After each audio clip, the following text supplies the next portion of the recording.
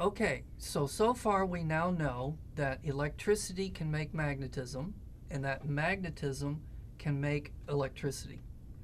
So this was the state of affairs in electricity and magnetism in the early 1800s. Later in the 1800s, a guy by the name of James Clerk Maxwell came along, and he wanted to know if a changing magnetic field could make the electric field. He wanted to know, could a changing electric field make a magnetic field? So he wanted to find out if a changing electric field could produce a magnetic field. So in order to do this, he had to have a device that could create the electric field. And so that device was the capacitor. So normally when we make a capacitor, we always made it as two horizontal plates. Well, in this picture here, you have two vertical plates. And now what we're going to do is attach this to a battery. And as soon as we do this, the capacitor is going to begin to charge up.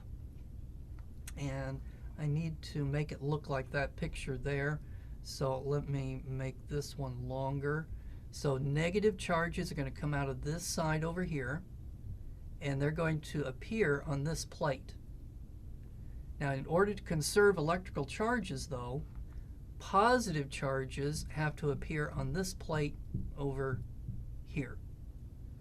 And then if we take a teeny tiny positive charge and we put it inside the plates, it would be attracted to this plate over here, and then it would be repelled by this plate over here.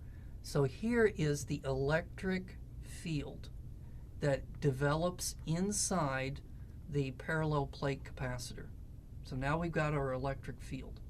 Now we need to turn on the electricity, and we need to wait for a few seconds for the capacitor to fully charge. So now we have an electric field, and now we're going to take a compass. So a compass measures magnetism. And we'll take the compass and we will put it inside of the capacitor here, and we look at it and nothing's happening. So the compass needle is not moving because the electric field is constant. So it's like this case over here where you're not moving the magnet, it doesn't make any electricity. So that if the electric field's not changing, it doesn't produce any magnetism. So the compass needle doesn't move. So how could we get the compass needle to move?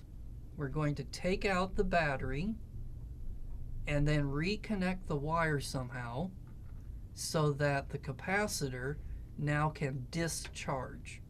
So now, and let's put in a resistor there.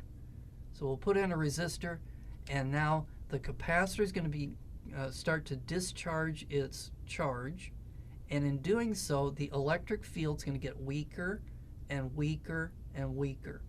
So as the charge disappears, the electric field disappears. If it's disappearing, it's changing. So it's creating a changing electric field inside the capacitor, and now what happens is it makes a magnetic field. And so that magnetic field is going to make a series of circles, circles within circles. So do you remember that when you had a current, it would make a circle, and then another circle would go around that circle? Now the circles are like this, so they're perpendicular. So you have a circle, and then a bigger circle, and a bigger circle. So it's as if there is an electric current in between the plates of the capacitor. It will develop a magnetic field that is like this in between those two plates. So we've just shown that a changing electric field will produce a magnetic field.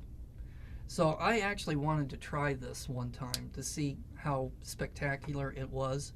So I got these two aluminum plates, and then I attached it to a battery, and then I took my compass and I put it in there, and then I flipped the switch, and the compass needle did that. So it really was not that spectacular, but at least it did show that a changing electric field produces magnetism. So here it then is our current state of knowledge about electricity and magnetism, that there are two ways of producing magnetism. You can use electric currents, or you could use a changing electric field. But there's only one way of producing the electric field, and that is going to be by a changing magnetic field over here. Okay, so let's take another break here, and then when we come back, we will talk about the applications of electromagnetism.